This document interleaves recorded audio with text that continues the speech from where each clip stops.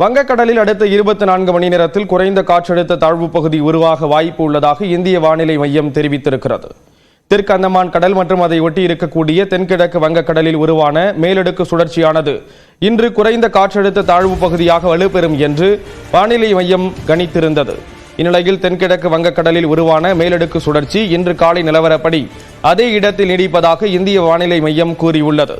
இது அடுத்த 24 மணி நேரத்தில் குறைந்த காற்றழுத்த தாழ்வு பகுதியாக உருவாக வாய்ப்பு உள்ளதாகவும் அதற்கடுத்த 2 நாட்களில் மேற்கு வடமேற்கு திசையில் தமிழக கடற்கரையை நோக்கி நகரக்கூடும் என்றும் தெரிவிக்கப்பட்டுள்ளது.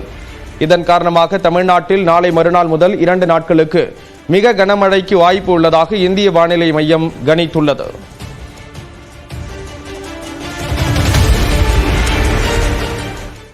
தாமிரபரணி ஆற்றில் வெள்ளப்பெருக்கு குறைந்ததை தொடர்ந்து திருச்செந்தூர் நெல்லை சாலை உள்ளிட்ட முக்கிய சாலைகளில் மீண்டும் போக்குவரத்து தொடங்கியது.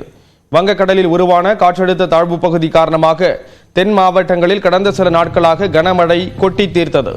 நெல்லை மாவட்டத்தில் தாமிரபரணி ஆற்றில் ஏற்பட்ட வெள்ளப்பெருக்கால் தாழ்வான பகுதிகளில் வெள்ளம் புகுந்து குடியிருப்புகளை சூழ்ந்தது. வாழை திரைப்படத்தின் படப்பிடிப்பு நடந்த ஸ்ரீவைகுண்டம் அருகே உள்ள புளியங்குளத்தில் பல்லாயிரக்கணக்கான ஏக்கர் பரப்பளவிலான வாழை மரங்கள் நீரில் மூழ்கின. புளியங்குளம் பகுதியில் வெள்ளப்பெருக்கு ஏற்பட்டதால் நெல்லை ஸ்ரீவைகுண்டம் இடையே போக்குவரத்து துண்டிக்கப்பட்டது. இதன் காரணமாக பொதுமக்களின் இயல்பு வாழ்க்கை கடுமையாக பாதிக்கப்பட்டது. இந்நிலையில் தாமிரபரணி ஆற்றில் வெள்ளப்பெருக்கு குறைந்ததால் தாழ்வான பகுதிகளில் வசிக்கும் மக்கள் நிம்மதியடைந்துள்ளனர். தாமிரபரணி ஆற்றில் வினாடிக்கு 80,000 கனஅடிக்கு மேல் தண்ணீர் ஆர்ப்பரித்து சென்ற நிலையில் தற்போது 20,000 கனஅடியாக நீர் செல்கிறது.